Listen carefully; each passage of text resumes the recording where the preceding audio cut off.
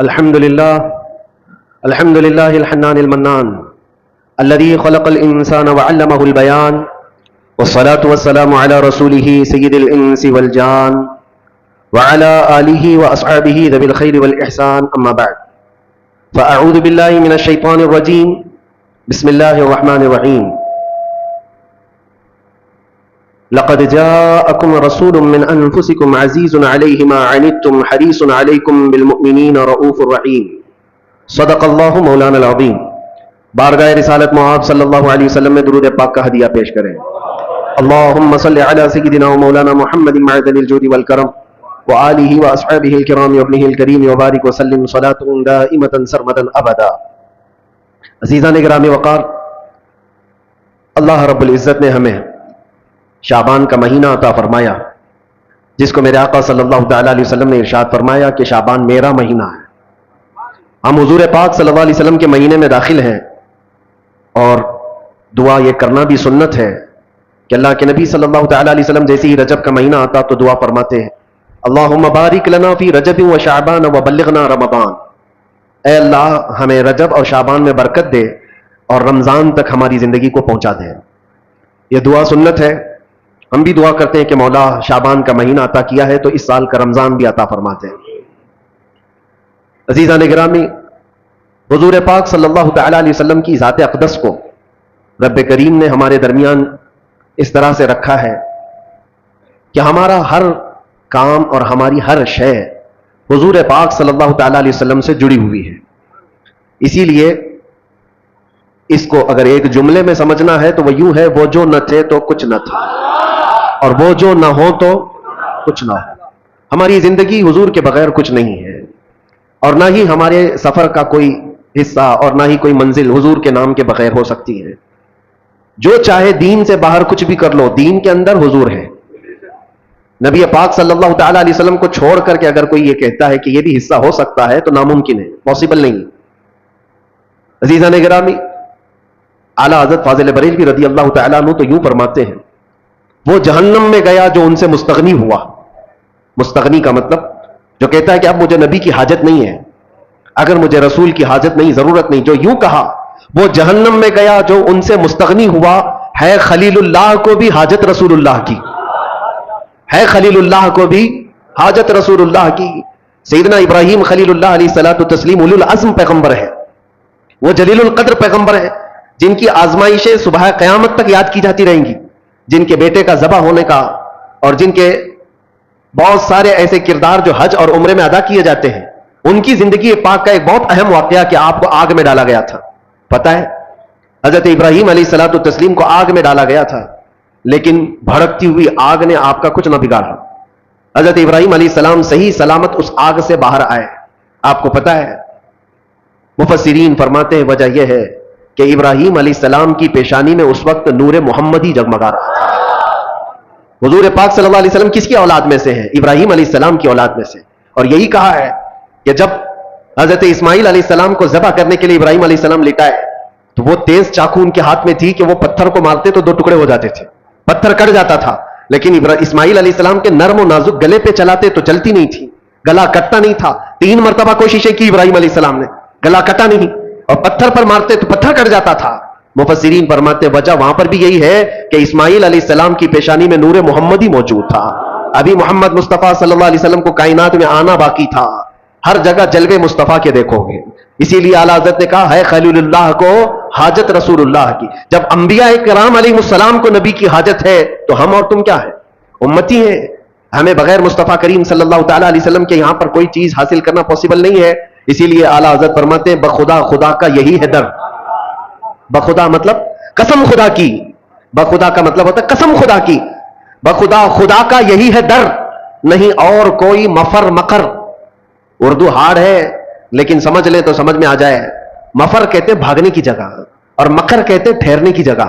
اعلیٰ حضرت فرماتے ہیں حضور کو چھوڑو گے تو نہ بھاگنے کی جگہ ہے نہ ٹھہرنے کی جگہ ہے. کہاں جاؤ؟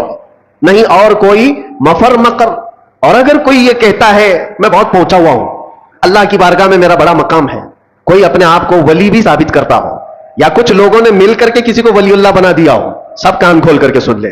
کوئی ولی کب بنتا ہے؟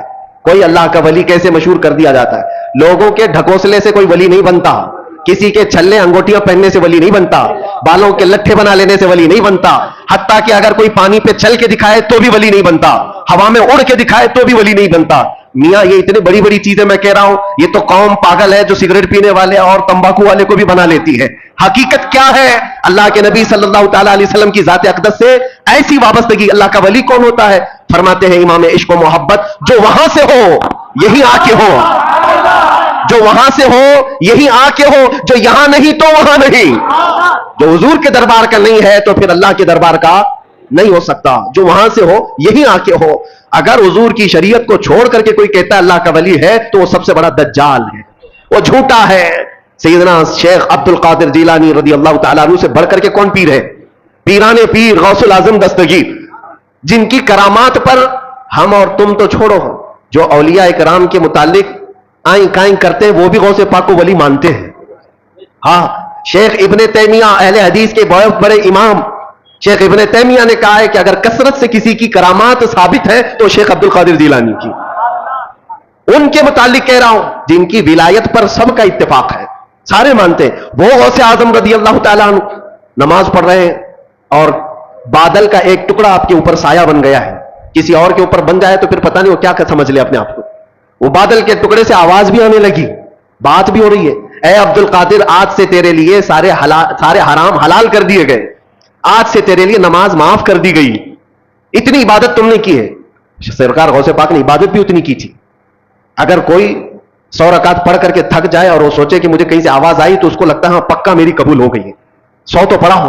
غوث پاک تو 40 سال تک پوری رات عشاء سے لے کر فجر تک کھڑے رہے، 40 سال تک ہڈیاں نکل آئی تھی جسم سے، ایک انگور کے دانے سے سحری کرتے اور ایک گلاس پانی سے افطار کیا کرتے، اور اتنی کثرت سے عبادت کے بعد اگر آسمان سے آواز آئے تو بندے کو یقین ہو جانا چاہیے کہ میری تو عبادتیں اتنی ہیں، ہو سکتا ہے ڈائریکٹ میرے پاس اللہ کی طرف سے بات آ رہی، لیکن غوث پاک کی طرف آواز آئی بادل کے ٹکڑے سے، اے عبد القادر آج سے تیرے لیے نماز معاف ہے، سارے جتنے تمہارے لیے حرام چیزیں تھے حلال ہو گئی۔ غوث پاک نے جلال میں کہا یہ آواز رحمان کی نہیں، یہ شیطان کی ہے۔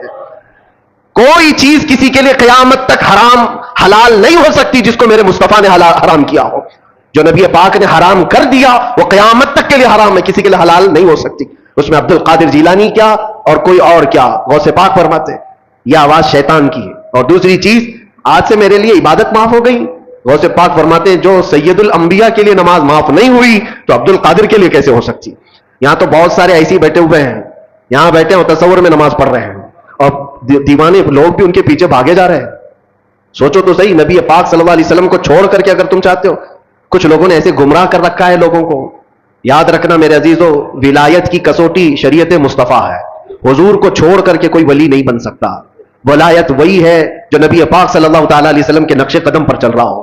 پیر ہو تمہارا، ولی ہو کوئی، ایسے کا دامن آنکھ بند کر کے تھام لینا جو تمہیں آنکھ بند کر کے سیدھے مدینے پہنچا دیتا ہو، حضور کی محبت تمہارے سینے میں ڈالتا ہو۔ باقی جھولا چھاپ ہے سب، باقی سب چندہ چھاپ ہے۔ دنیا میں ایسے ڈھکوسلے بہت ہوں گے، شیطان خضر کی لباس میں گھومتا ہو، اس کے پیچھے آنکھ بند کر کے بھاگنا تمہارے لیے بڑا خطرناک ہے۔ اور سے پاک رضی اللہ تعالیٰ عنہ نے فرمایا جو عبادت اللہ کے نبی سید الانبیاء کے لیے معاف نہیں ہوئی میرے لیے کیسے معاف ہو سکتی؟ یہ شیطان کی آواز ہے، یہ شیطان کی آواز ہے۔ بادل کے ٹکڑے سے شیطان آواز دے سکتا ہے، بادل کے ٹکڑے سے شیطان آواز دے سکتا ہے، تو پھر کسی کی چٹھی نکال کے کیوں نہیں دے سکتا؟ آج کے دور میں لوگ یہ سمجھتے ہیں چٹھی نکالتا ہے بابا اور سب ہمارے راز جانتا ہے۔ میاں شیطان بہت کچھ کر سکتا ہے، ابھی بڑا دجال جب آئے گا وہ تو بارش بھی برسا کے دکھا سکتا ہے، سبزہ اگا کے بھی دکھا سکتا ہے۔ حدیث پاک میں وہ بڑا دجال تو مردے کو زندہ کر کے بھی دکھائے گا، لیکن تمہارے ایمان کا امتحان ہوگا۔ ہر گھڑی تم یہ دیکھو، یہ سارے عجائب دیکھ کر کے پاگل نہ ہو جانا، اپنے نبی کو یاد کرنا، میرا خدا رب العالمین ہے، اللہ رب العزت ہے۔ اور اب آپ کو میں بتاؤں، غوث پاک رضی اللہ تعالیٰ عنہ پر دوسرا حملہ کیا شیطان نے، کہا عبد القادر اتنا پڑھے لکھے ہو تم، اتنا پڑھے لکھے ہو، اگر اتنا پڑھے لکھے نہیں ہوتے تو آج تو میں تم کو گمراہ کر دیتا۔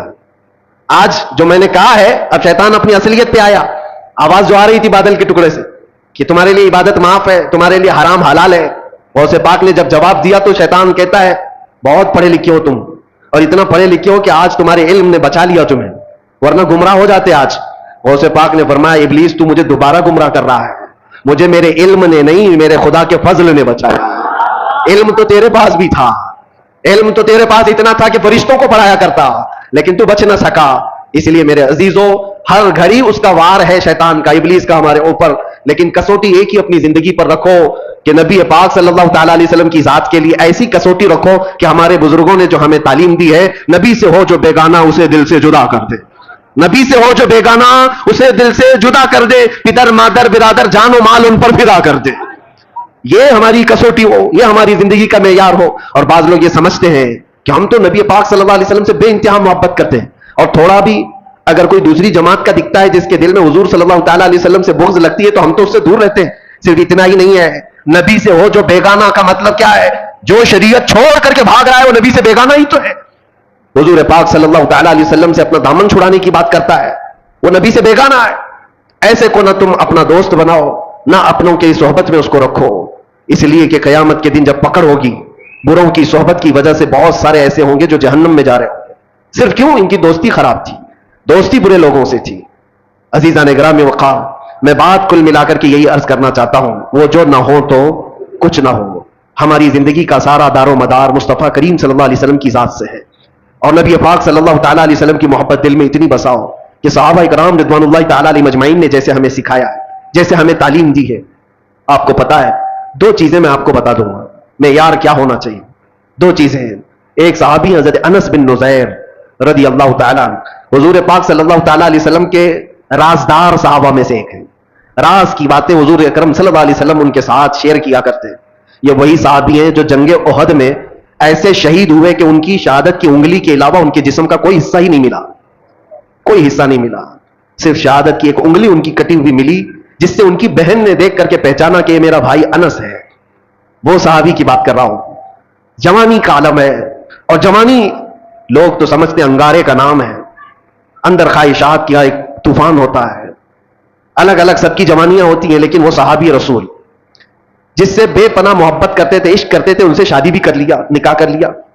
بیوی سے بے حد محبت کرتے تھے, جائز محبت ہے, شادی بھی کر لیا, اور بیوی سے بہت لگاؤ تھا, جس کو کہتے ہیں عشق کے درجے کی محبت ہے. تو بیوی ہے اور بہت زیادہ محبت کرتے, اور وہ بھی محبت کرتی. ایک دن اللہ کے نبی صلی اللہ علیہ وسلم حضرت انس بن نذیر کے گھر تشریف لائے.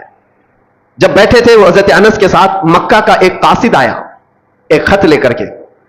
حضور پاک صلی اللہ تعالیٰ علیہ وسلم کے پاس مکہ کے حالات بتاتے ہوئے قاصد نے خط دیا.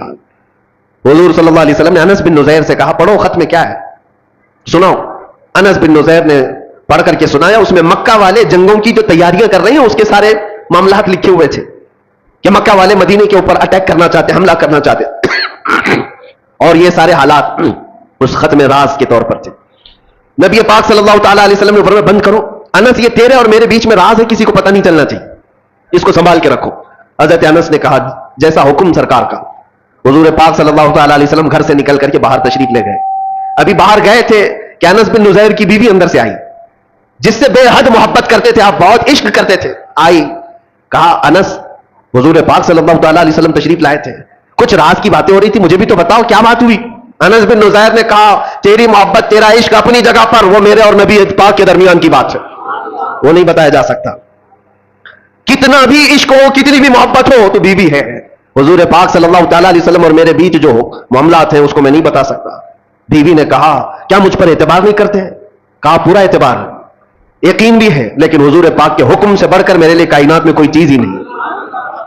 بیوی نے ہنس کر کے کیا کہا, چلو نہیں بتاتے کوئی بات نہیں, میں نے سن لیا ہے دیوار کے پیچھے سے, سن لیا ہے میں نے, کیا بات ہوئی ہے.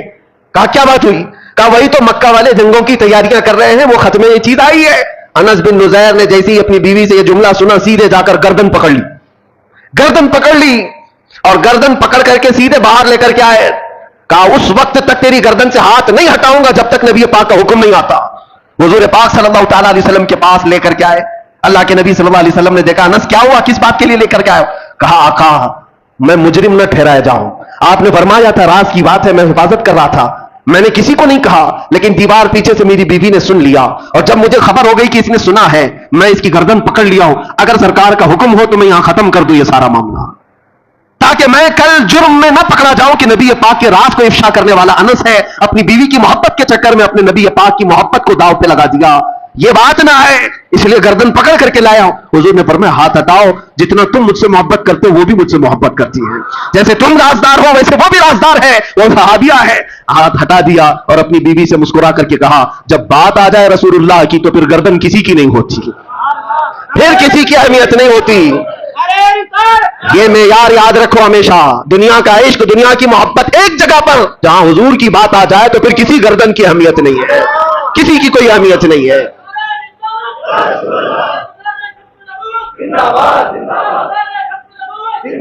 یہی معیار صحابہ نے ہمیں دیا تھا، یہی معیار۔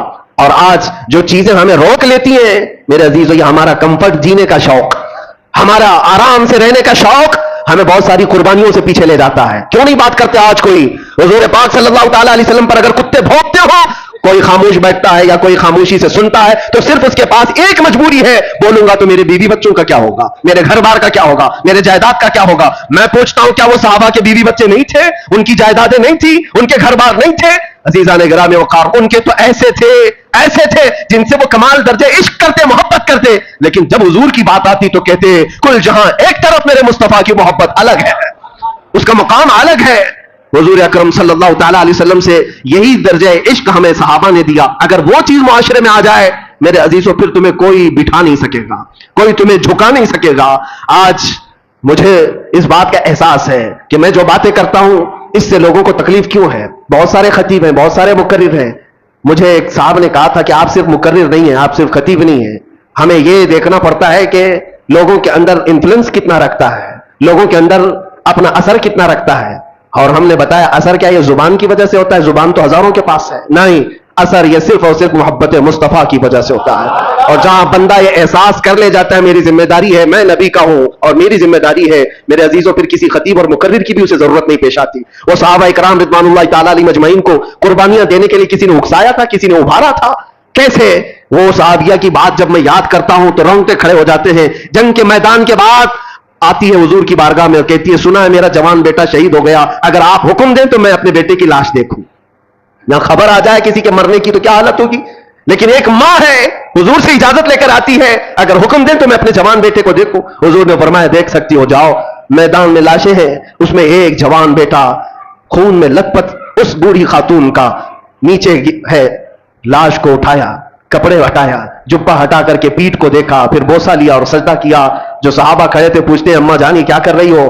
کہتی ہے خاتون مدینے کی جب یہ جوان میرے گھر سے نکل رہا تھا میرا بیٹا، میں نے اسے وصیت کی تھی، سنا ہے کہ حضور پاک صلی اللہ تعالی علیہ وسلم پر وقت سخت آ گیا ہے، مشرکین سختی سے حملہ کر دیے ہیں، بیٹا یاد رکھنا اگر حضور کو چھوڑ کر میدان سے بھاگتے ہوئے مارا گیا تو میں اپنا دودھ معاف نہیں کروں گی، میدان چھوڑ کر بھاگتے ہوئے مارا گیا تو میں اپنا دودھ نہیں معاف کروں گی۔